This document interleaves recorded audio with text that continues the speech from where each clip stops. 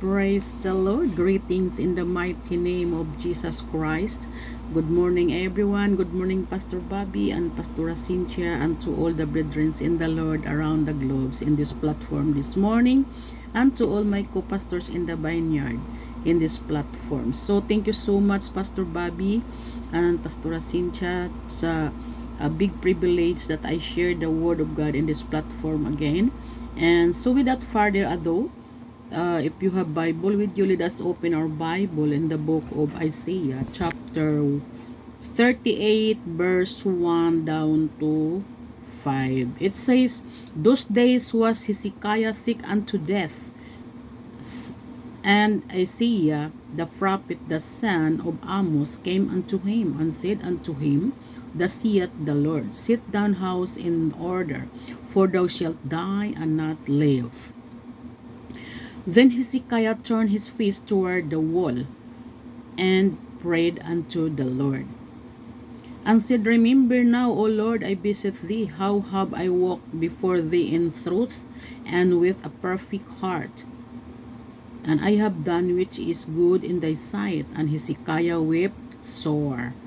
Verse 4 Then came the word of the Lord to Isaiah, saying, Go and see the Hezekiah, thus saith the Lord, the God of David, the Father. I have heard thy prayer, I have seen thy tears. Behold, I will add unto days 15 years. Amen. Praise God. Thank you so much, Father, for your words that we read this morning, Lord God. Let your Spirit, O Lord God, hallelujah, move in this platform this morning, O God. Speak to your people, and especially to the listeners, O Lord Jesus, and use your servant a channel of blessings into your kingdom, Lord God. Thank you so much, and for your glory alone, in Jesus' name, amen and amen. So the title that I will bring to you this morning, Set Thine House in Order. So, set thine house in order. Hezekiah was one of the greatest kings of Judah. So, sadly, at the height of his popularity and power, he rendered not according to the benefits he received. This is typical of peoples. So, especially mga kapatid, sa panahon na ngayon, kapag ikaw po ay nasa politika, ikaw po ay masyadong popularity. Amen. So, to God be all the glory. But, we are the Christian, hindi natin yan, wala tayo dyan sa ganyan. Because ang gusto ng Panginoon ay yung mababa po ang ating loob, ang ating, we need to be humble ourselves, mga kapatid. So, this typical of people attitudes today in 2 Chronicles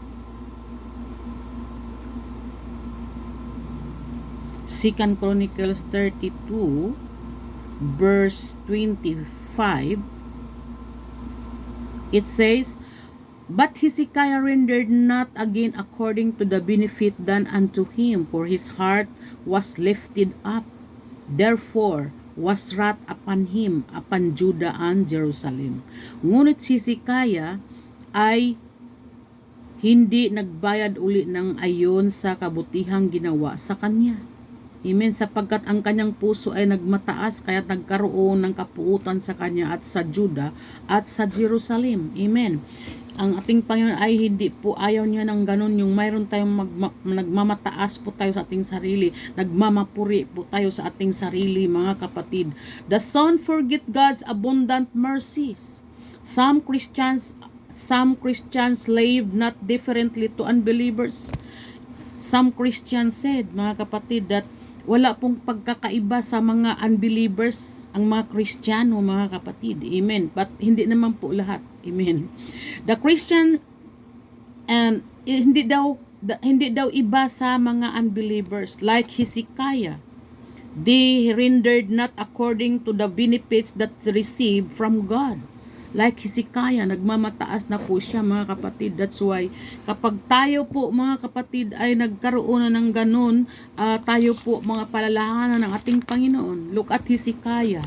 When So, ating basahin muli mga kapatid dito sa ating key-verse. Sa key-verse natin mga kapatid, 38, Isaiah, says, "And those this Hezekiah sick death, and Isaiah prophet the son of Amos come into him, and said unto him, Thus saith the Lord, set thine house in order, for thou shalt die and not live." Amen. Gusto ng Panginoon na sa order ang ating pamamahay mga kapatid. Hindi po magulo, mayroong kapayapaan. O halalaya sikadaya. So, nang mga araw na yaon ay may sakit na ikamamatay si Hezekias at si Isaias na propeta na anak ni Amos ay naparoon sa kanya. Nagsabi sa kanya ganito, sabi ng Panginoon, ayusin mo ang iyong sangbayanan sapagkat ikaw ay mamamatay at hindi na mabubuhay. Yes, amen. Kailangan ayusin muna natin ating mga tahanan, ating family mga kapatid, bago yung iba. Kung baga sabihin ay walisin muna natin yung bakuran nating sarili bago sa iba. Amen. And said, Remember now, O Lord, I beseech thee, how have walked before thee, truth with a perfect heart, and have done that which is good in thy sight. And Hezekiah wept sore. Amen. Siya po mga kapatid ay, hallelujah, umiyak siya at pumunta doon sa wall, tumalikod siya at doon sa wall siya po ay nagpray at umiiyak siya mga kapatid. Nagsabi din, dalangin ko sa iyo ang Panginoon na iyong alalahanin kung paano ako'y lumakad sa harap mo katotohanan at may dalisay na puso gumawa ng mabuti. Ang paningin at si Isaiah at si Hezekias ay umiyak ng di kawasa. Then came the word of the Lord to Isaiah, saying, nang magkagay dumating ang salita ng Panginoon kay Isaias na nagsasabi, Go and say to Hezekiah, Thus saith the Lord, that God of David the father, I have heard thy prayer, I have sent thy tears, behold, I will add unto thy days 15 years. Biro mo, siya po mga kapatid ay dinagdagan ang kanyang buhay ng 15 years. Amen, hallelujah. So, according to the benefits they receive from God, kapag tayo po'y nagpakumbaba, nandoon siya po, nagpipray siya at nagpakumbaba sa ating Panginoon ng hingi ng mercy. God, His mercies, however, extended Hezekiah life for another 15 years.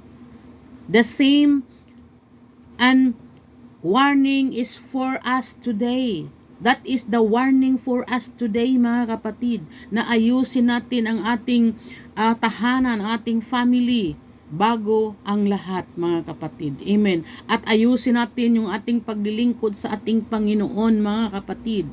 Hallelujah. Thank you Jesus. Because God warning us mga kapatid. Order for thou shalt die and not live before it will be too late.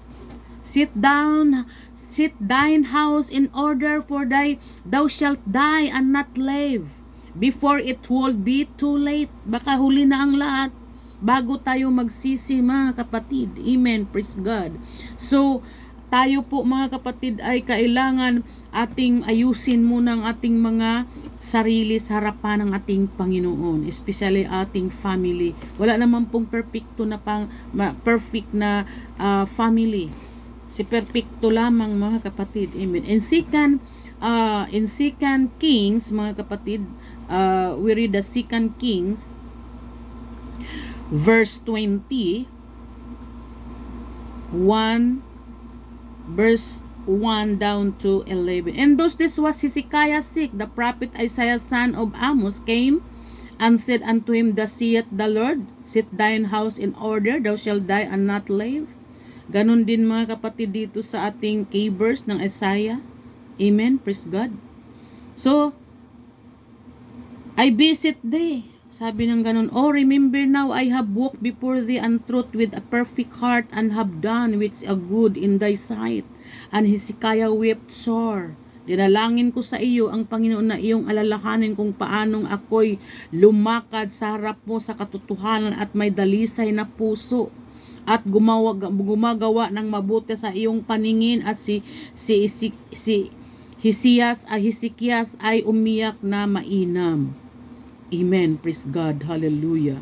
So, at nangyari bago si Isaias ay lumabas sa pinakaloob ng bayan na ang salita ng Panginoon ay dumating sa kanya at nagsasabi, "Turn again and tell Hezekiah, that captain of my people, thus saith the Lord, the God of David, thy father, I have heard thy prayer, I have seen thy tears. Behold, I will heal thee. On third day thou shalt go up unto the house of the Lord." Amen. At bumalik ka uli at sabihin mo kay Hezekias na pangulo ng aking bayan, ganito ang sabi ng Panginoon. Hallelujah. Ng Diyos ni David na iyong magulang, ang aking narinig, ang iyong panalangin, aking nakita ang iyong mga luha. Hindi po masasayang yung mga luha natin habang tayo po ay nagpipray, mga kapatid. Ito po ay iniipon ng ating Panginoon sa isang jar, mga kapatid. Amen. Narito, pagagalingin ka sa ikatlong araw ay sasampa ka sa bahay ng Panginoon. Biro mo yan. 15 years, mga kapatid, ang dinagdag ng ating Panginoon sa buhay ni Hezekiah. Amen. Praise God. Tayo po, mga kapatid, ay magpakumbaba sa ating Panginoon. Kung tayo po ay mayroong mga failures, nagkamali tayo, lumapit lamang tayo sa ating Panginoon at magpakumbaba tayo, mga kapatid. Hallelujah. So, at aking dagdagan ng iyong mga kaarawan ay 15 taon at aking ililigtas ka at ang bayan ng ito sa kamay ng hari sa Assyria, at aking pagsasanggalang ang bayan ito dahil sa akin at dahil kay aking lingkod na si David. Hallelujah. Raya Sikadaya. Yes, mga kapatid, and Isaiah said, "Take a lump of figs and they took and laid it on the boiled, and he recovered." Amen. And Hezekiah said unto Isaiah, "What shall be the sign of that the Lord will heal me, and that I shall go up into the house of the Lord thy third day?" Amen. At sinabi ni Hezekiah kay Isaias na anong magiging tanda na ako ay pagagalingin na ng Panginoon at ako'y sasampa sa bahay ng Panginoon sa ikatlong araw. Amen. Nagtanong pa siya kay Isaias na, hallelujah, ano ang tanda na ako po'y pinapagaling na ng ating Panginoon? Hallelujah. And Isaiah said, "This sign shalt thou have, O Lord, of the Lord, that the Lord will do the things that he hath spoken. Shall the shadow go forward 10 degrees or go back 10 degrees?" Hallelujah. Raya Sikaya. And Hezekiah answered, It is light thing for the shadow to go down 10 degrees nigh, but let shadow return backward 10 degrees. Hallelujah. Oh, halalabaya sikuruya. Thank you, Jesus. There are 3 houses that we need to sit in a proper order. Amen. Hallelujah. Mayroong 3, mga kapatid, hallelujah, na ating i-sit in order, mga kapatid. There are 3 houses that we need to sit in the proper order. We need, mga kapatid. The material house we live in Titus chapter 2. The materials house we live in Titus. Where is the Titus? Titus chapter 2 verse 1 and 5, mga kapatid. But speak thou the things which become sound doctrine. Amen. Ngunit magsalita kang mga bagay na nauukol sa aral na magaling. Second, that the age may be sober, grave, temperate, sound in faith, in charity, and patience. Amen, mga kapatid. Kailangan mayroon po tayong patience, grave, temperate, sound in faith, in charity, and patience. Na ang magkatandang lalaki ay maging magpagpigil, mahusay, mahinahon ang pag-iisip, magagaling sa pananampalataya, sa pag-ibig, sa pagtitiis. Amen. Sa pagtitiis, mga kapatid. And the aged woman likewise, that they be in a behavior as becometh holiness, not false accusers, not given too much wine, teachers of good things.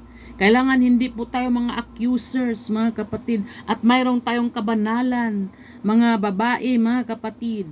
Hallelujah. And not false accusers.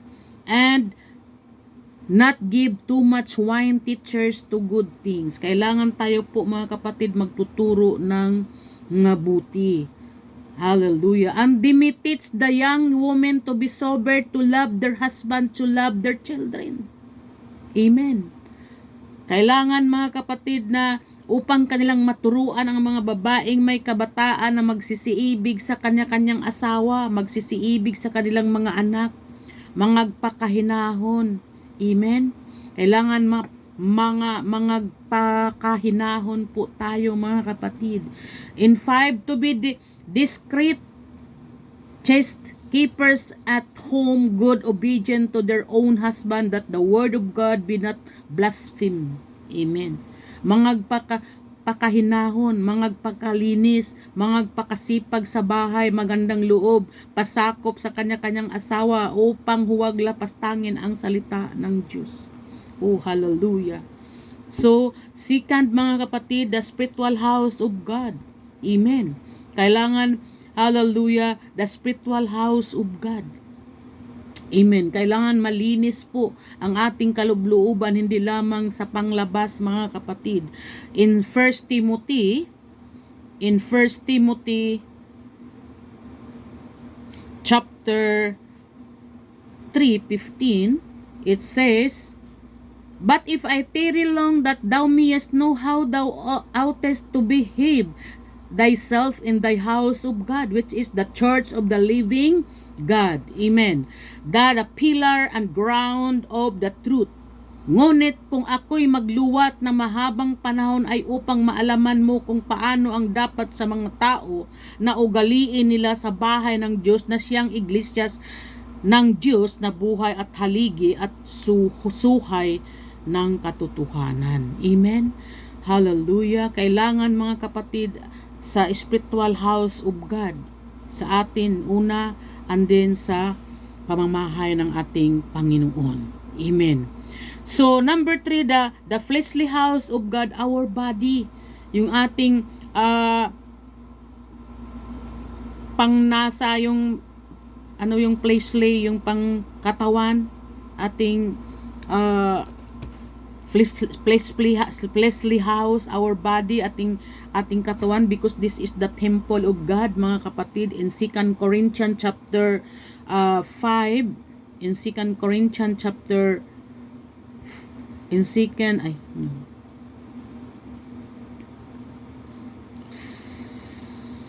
Corinthians chapter 5 1 and 2, for we know that if our earthly house, this is tabernacle, were dissolved, we have a building of God, an house not made with hands, eternal in the heavens. Sapagkat nalalaman namin na kung masira ang aming bahay sa tabernakulong ukol sa lupa, ay mayroong kaming isang gusaling mula sa Diyos, bahay na hindi gawa ng mga kamay, walang hanggan sa kalangitan. Amen. Kahit man uga-uga yung ating bahay dito sa mundong ibabaw mga kapatid, mayroon hinanda ang ating Panginoon na magandang bahay, ginto mga kapatid, doon sa langit. Amen.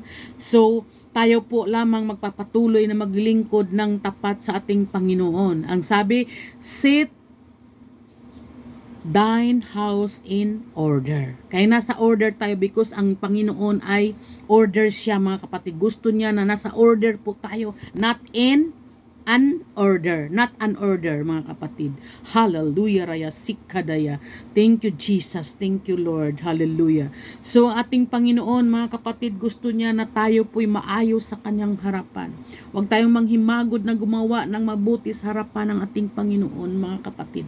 Ito po'y paalala sa ating Panginoon. Naayusin natin ang ating mga sarili, ang ating family, ang ating pamamahay mga kapatid. Especially mga kapatid, hallelujah, sa ating mga puso na wala ng